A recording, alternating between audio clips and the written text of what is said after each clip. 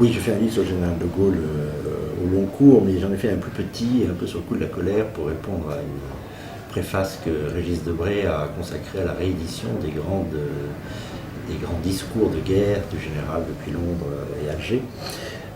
Préface de Debray, de Régis Debray, qui m'a paru marquée d'un curieux défaitisme. La thèse est que le général de Gaulle a permis à la France de sortir en beauté, alors que la vérité c'est que de sortir en beauté de l'histoire.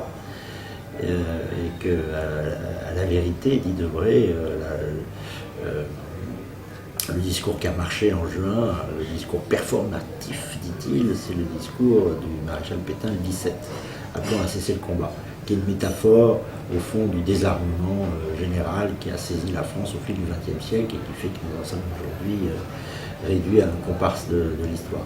Ça, c'est la thèse de Debray.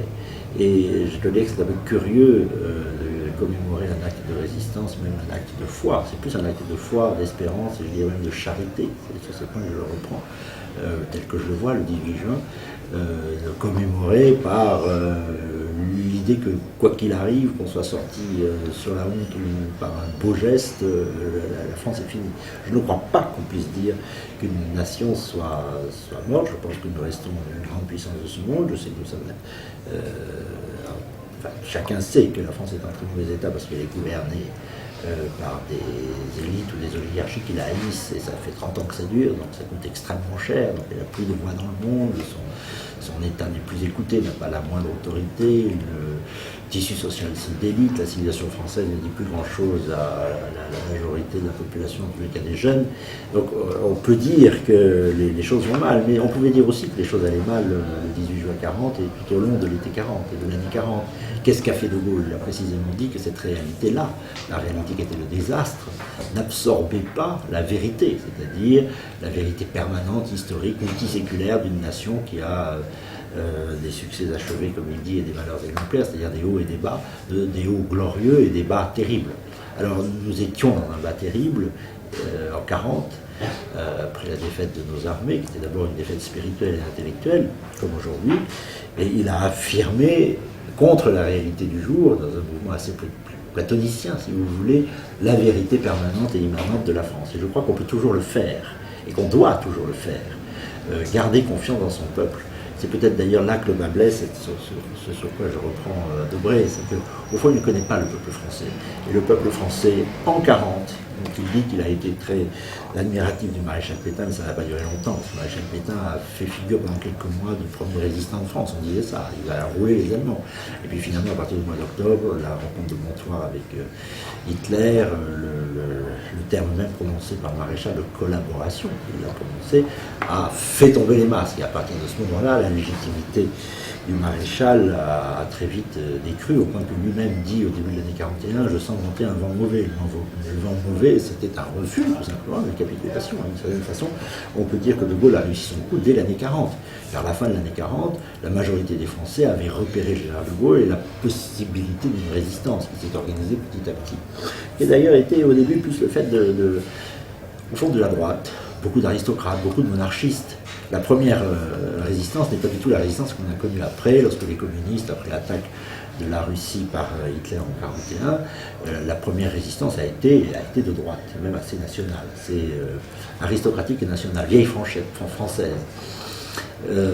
Et Debray d'ailleurs fait je fais une petite parenthèse sur un point qui m'a paru très critiquable du texte de Debray. Il dit les Français, en écoutant le maréchal Pétain, se sont mis à genoux, un chapelet à la main.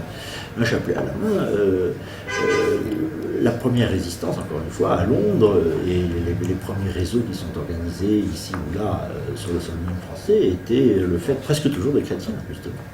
Et en revanche, les élites de Vichy étaient, contrairement à la façade, tout à fait athées, et ne croyaient plus en rien. Ils croyaient justement que la réalité absorbait tout. Ils n'avaient pas de croyance en une autre réalité transcendante qui transcendait la réalité mauvaise du jour. Voilà, alors je l'attaque sur ces points, et je dis que ce défaitisme du temps de paix d'aujourd'hui est un viol de la foi, de l'espérance et de la charité. Ce sont les 3 chapitres de mon livre.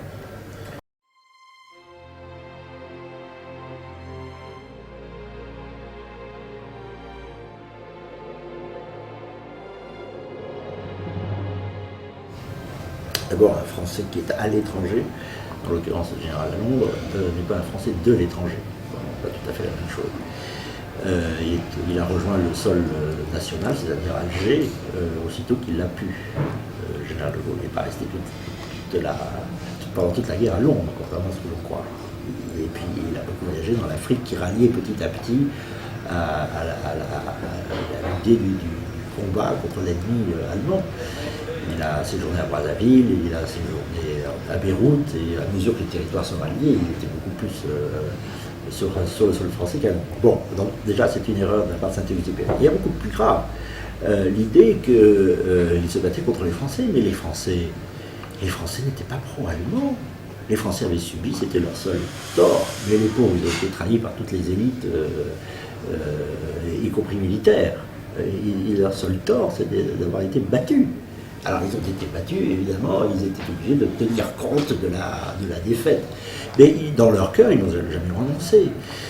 C'est en France qu'on a vu, d'abord je rappelle cette évidence, que c'est le seul pays avec la Grande-Bretagne qui a déclaré la guerre à Hitler, c'est la France. Tous les autres se sont couchés, y compris les États-Unis. On croit que les États-Unis ont fini par déclarer la guerre à Hitler, c'est faux. C'est Hitler qui, le premier, en décembre 1941, déclare la guerre aux États-Unis, après Pearl Harbor. Bon.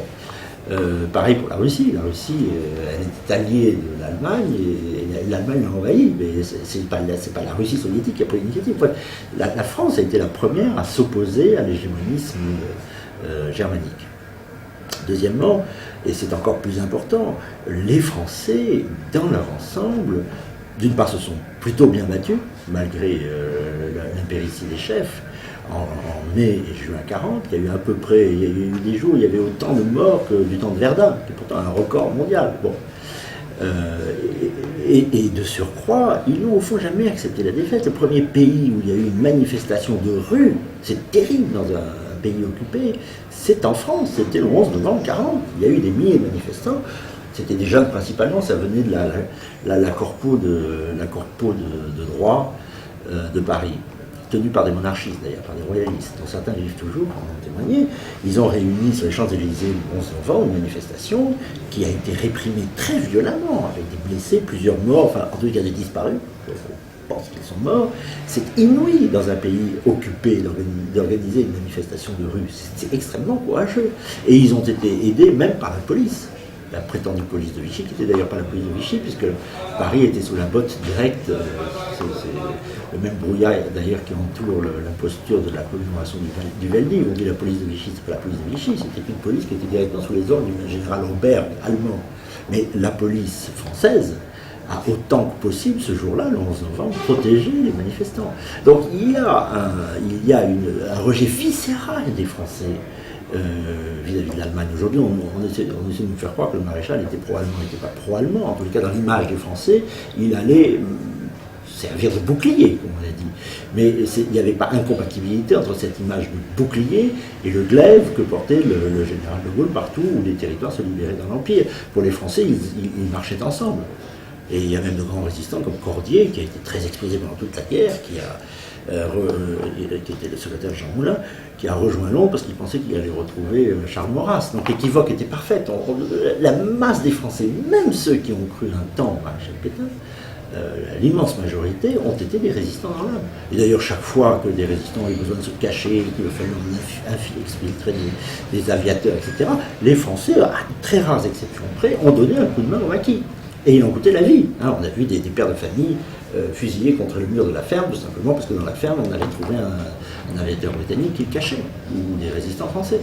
Donc je prétends que Saint-Exupéry a tort de croire, de dire, de répéter, parce qu'on entend beaucoup, que les Français, au fond, ont suivi l'Allemagne et que le général de Gaulle, en s'opposant à l'Allemagne, s'opposait aux Français. Ça, c'est une vision parfaitement fausse.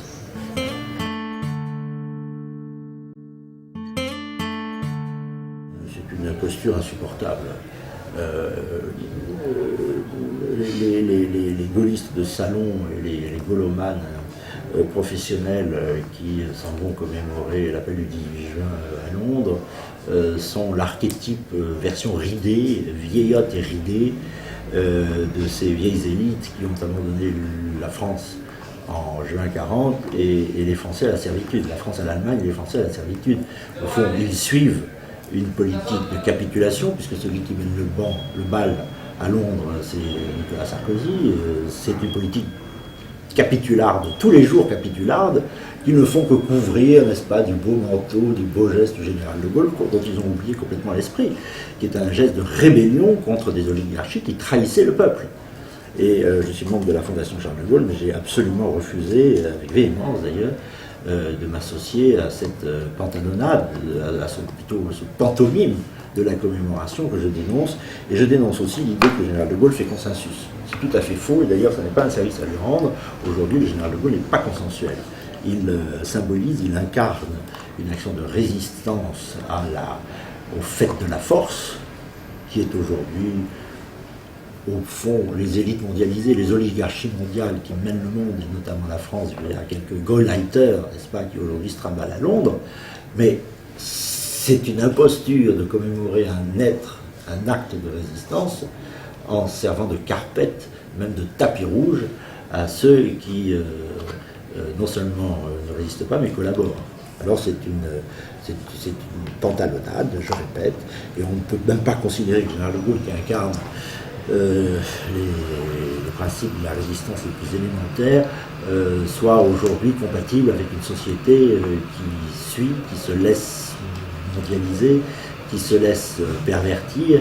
Et au fond, pour conclure, on pourrait dire, peut-être un peu méchamment, que la collaboration est au pouvoir aujourd'hui. Et donc pas de collaboration avec la collaboration.